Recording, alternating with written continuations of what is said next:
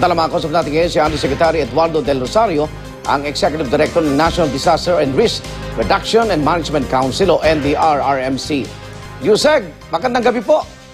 Magandang gabi po, Igan. Opo, may nabago ho ba sa mga figures natin kaugnay ng mga naapektuhan po ng pananalasa ng Bagyong Yolanda? Yung pong bilang ng namatay this morning ay 3,633. Opo. Now it is 3,637. May isa hong natagpuan uli. Apat po, apat. Apat. Okay. Po natin. Yung mga nawawala ho? Yung ala ko ngayon sa okay. opisina. Opo. At ala ko about 1,000 something. Okay. So habang nakiklear na ho yung mga area, madadagdagan pa ho itong mga bilang ng namatay, Yusek? Okay, possibility po na tumaas pa rin, but we hope hindi na tumaas. Opo, yung projection na nauna na 10,000, sana hindi umabot po ng ganon. Definitely po, hindi ba? So, mukhang masyadong mataas po yun. Okay. Kaugnay naman po ng ating relief distribution ng ating mga iba't ibang ahensya ng gobyerno, ganun pa rin ho yung sentimiento ng ilan sa ating mga kababayan, no? Kung hindi nakukulangan, wala pa rin pong nakakarating sa kanila. Ano ho ang latest kayo na Yusek? Maganda na po ang ating distribution system at marami ng mga kabayan na nabibigyan talaga ng tulong para mabigyan ng mga family food pack. Opo. Admittedly po hindi natin masabi na 100% because we are talking about 1.4 million na nangangailangan ng pagkain. Opo. So, but we are trying our best and we are asking also the local government units to help us and reach yung lahat ng mga kabayan natin na nangangailangan ng pagkain. Okay. Natuloy ho ba yung airdropping o yung paglaglag ng mga relief goods galing sa isang helicopter, Yusek? Opo. I think that was undertaken 2 days ago. Okay. Ito yung mga lugar na hindi nahihirapan tayong mapuntahan dahil sira ang kalsada. At nung malaman natin na sila ay hinihingi ng tulong, pinuntahan ng ating mga piloto. Opo. At binigyan po natin ng nararapat na tulong. Ano ang reaksyon ng mga tao sa ginawang airdropping? Hindi naman sila nag-agawan o nagulat, Yusek? Well, actually, they were happy at nating din sila ng ating gobyerno. At basically naman, hindi sila ganun siguro kagutom at may nakakain pa rin sila kahit na paano. But medyo nagkukulang nga siguro at nagtitipid sila para maibsan at makarating para makarating ang tulong ng gobyerno. Okay, ito so, ba... makarating na po yun, they were very happy. Yes, sir.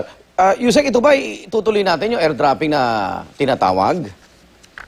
In as much as possible po, hindi natin gagawin kung wala namang emergency need at nagsasabi na sila talagang nagugutom. Ngayon, nare-reach out na natin halos lahat. Okay, halos 1 linggo na rin mahigit, simula na itong dilubyong ito. Yung sistema na ho, marami na hong nagkaroon tayo ng reforma o adjustment, Yusek? Unang-una po sa adjustment na ginawa natin, dinamihan natin yung packing centers, yung mga nag-repack ng family food pack. Before, we can only produce so much. Ngayon, we increase the number of packing centers para ang capacity po nila ay halos din natin. Kaya we are targeting more than what is required on the ground to ensure that we have adequate supply. Pero mga barangay leaders pa rin ang unang recipient dito para ipamudmod.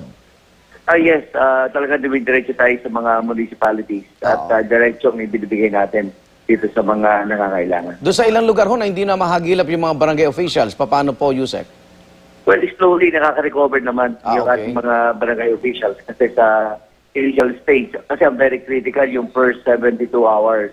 Then after that, mag-start ng mag-regroup ang mga locality sa sitio, saka sa barangay at mararamdaman na rin ang presence ng ating mga barangay leaders. Siguro, Yusek, dagdagan po natin yung information natin sa mga kababayan natin na kasi napapansin nila, parang ang daming nakatambak sa airport, no? Kagaya nung kaninang report.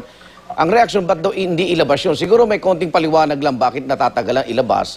Ang unang naging problema natin is mobility. Okay. Kulang yung vehicles on the ground, mga sasakyan.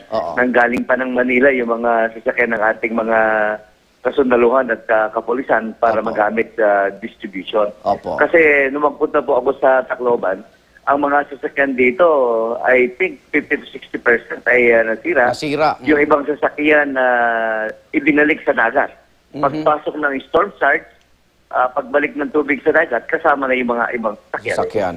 So, ganun po ang nangyari. Even sa urban na Tacloban City, makikita natin may isang kotse na nakapatong sa isang pavement sa center ng isang intersection sa main downtown Opo. ng Tacloban City itself. Opo. So, ganun po ka-massive yung lakas ng current, yung agos ng tubig, at saka yung taas, yung lalim ng tubig na umabot ng 2 to 4 meters sa center ng Tacloban City. Opo, siguro dagdag sa panawagan yung pwedeng makahiram, no?